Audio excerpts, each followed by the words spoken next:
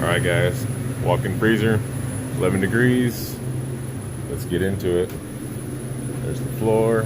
Feels pretty cold in here. I can see my breath.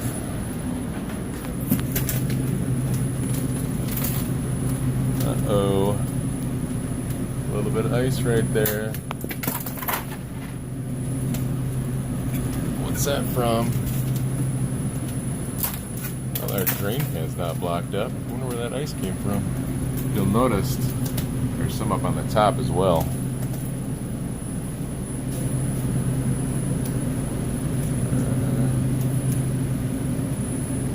Heater does feel warm. There's nothing in the bottom, so the drain pan's not full. So that's cool. Alright, let's get into it. Alright guys, I don't know if this is coming across on camera very well due to the spinning fan and whatnot, but the evaporator coil seems to be heavily frosted on the top half of the coil there.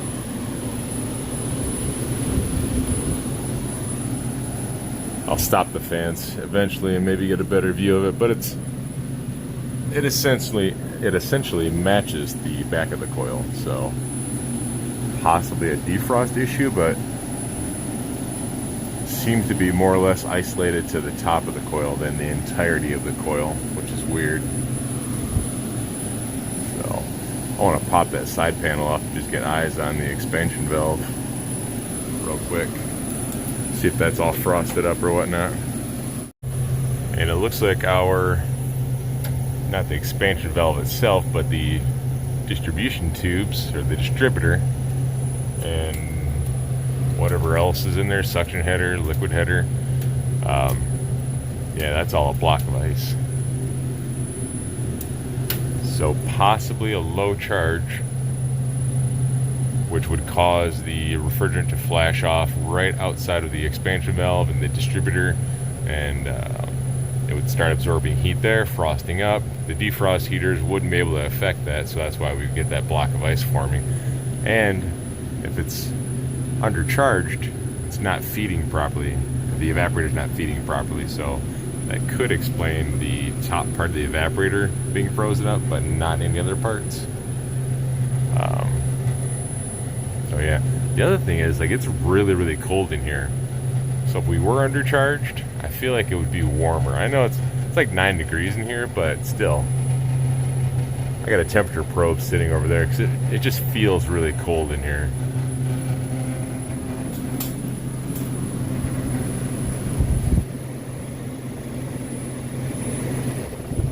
So my probe says about 7 degrees.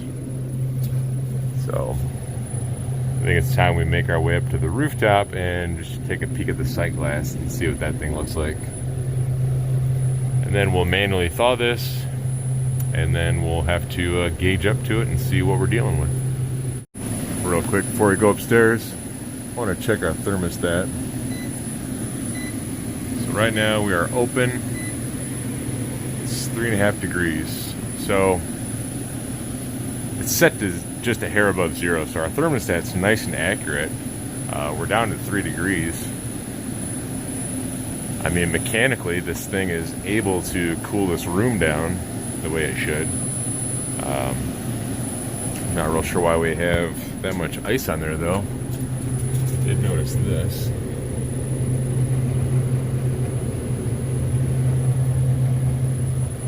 Like, that's not super cool.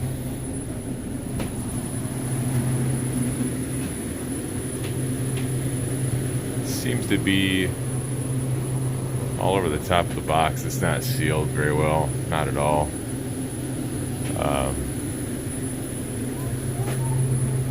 Like, look at that. I know you can't see that, but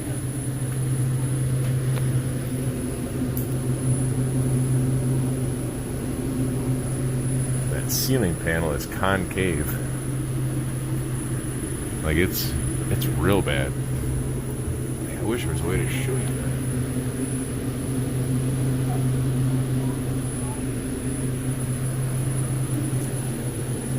And again, I don't know if that would affect it. Obviously, it's not good to have that much moisture coming through the walls like that.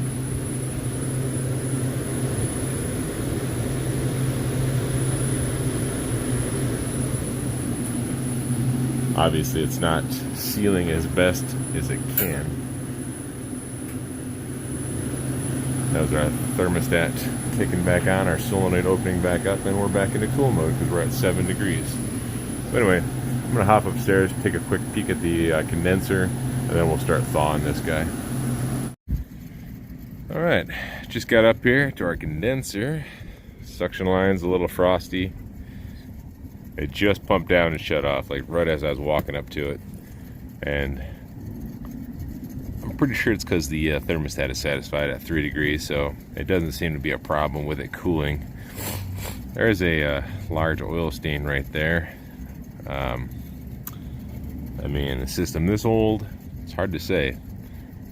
That oil stain could have been there for the last 7 years, who knows. I'm just gonna wait for it to kick back on. We'll check the sight glass. I can hear the defrost timer running. We'll pop this open and get some eyes on that, make sure it's actually turning. I mean, I can hear it, so my instinct is that it is.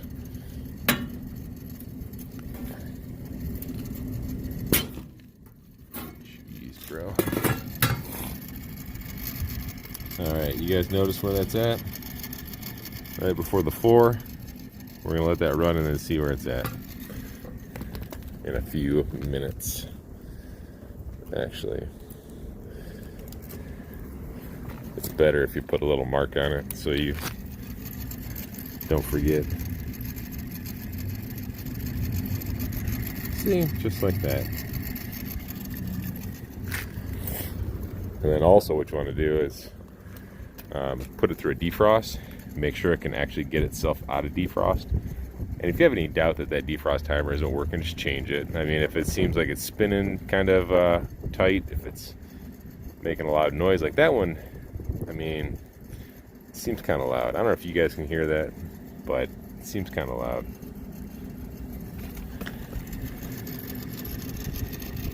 The contactor looks old-ish. I mean, nothing too crazy, nothing out of the ordinary for a system this old, so.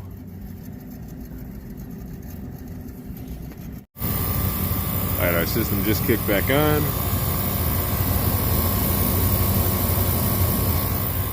Sight glass appears to be nice and full. Didn't feel a whole lot of heat coming off of that. Condenser appears to be clean. Let's see if both fans are working. I assume they both are, but yeah, both fans are operational. Yeah. Alright, well, I'm going to give this thing a few minutes just so I can check the defrost timer. And then I'll power it down. We'll go down, we'll thaw the evaporator manually. And yeah, pop some gauges on here and see where we're at. Bust out my eye manifold, get some superheats, some subcoolings. Just walking around this rooftop here, getting my steps in, and I noticed this squishy part right here. Squish, squish, squish. Right around where this line set goes through the roof, so it's probably a leak or something. Moisture got under this roof, rotted the wood. Not sure. I mean, it's an old roof, so anything's possible, and that could be the reason why we're getting moisture around or in the seams of that walk-in freezer box. And once that moisture freezes, it starts to push the seams apart. So that could be what's going on. One of the things I'll be doing is getting up above that walk-in freezer box and kind of checking out the top panel, the ceiling of it, if I can, if there's access to it, just to see if anything's obvious. But anyway, while I got you on the line, it does appear our defrost clock is progressing. So let's crank this thing over and defrost. It spins pretty freely.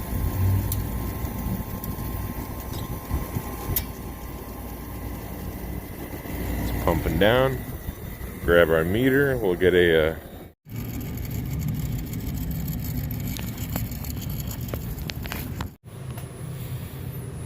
and we are mostly defrosted at this point. I gotta pull the fan covers, fan blades, and we'll hit the front of the evap real quick. But just a quick shot of what it looks like right now. One thing I noticed as I was standing back here too, this seam,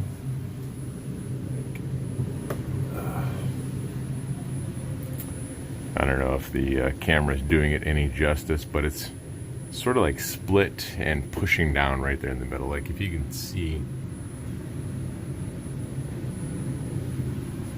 like you notice, oh man, I'm falling down over here. So if you'll notice, there's a gap right here. So right there, that seam, it's like pushing down. So it's kind of like bowing, not really bowing the evaporator, but that's why there's that gap right there. It's really weird. There's just a lot of moisture in this box and these walls and everything. It's not good. Not ideal. Actually, once you get the fan blade off, you can see it's much worse.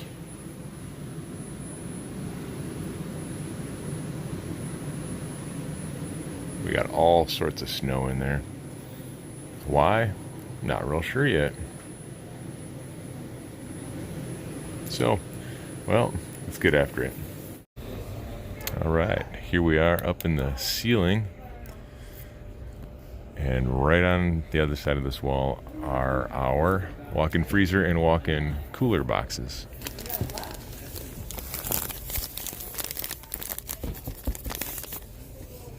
But I don't have access to them.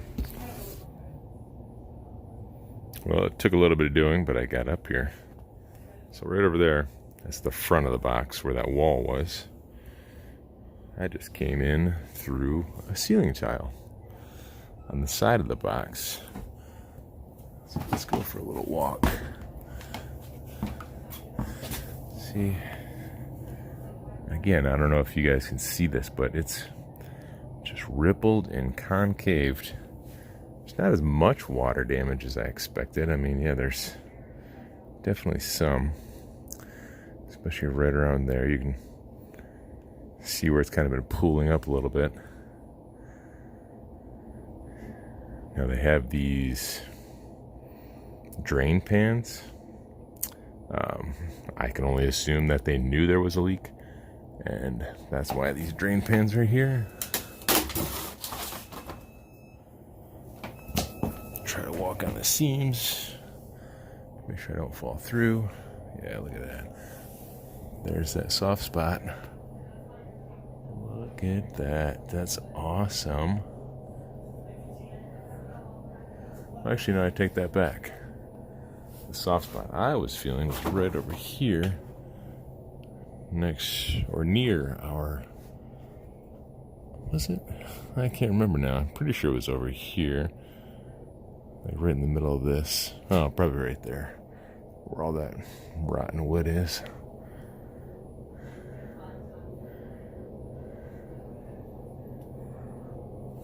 Interesting. Well, I'm going to get some pictures of this and send it over to the proper authorities. See, guys, this is why you got to be careful when you walk on roofs. Let's see if we can get over here. Like, look at that.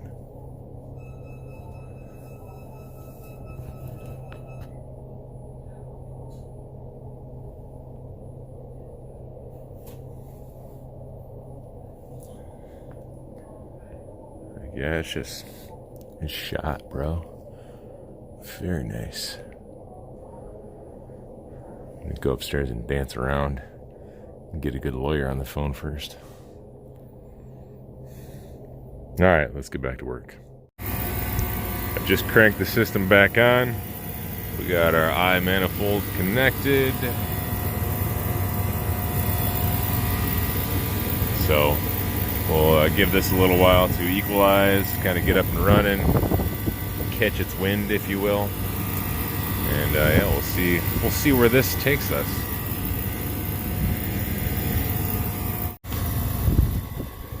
Just packing up here, guys. Getting ready to go downstairs, check the walk-in box temperature for the final time.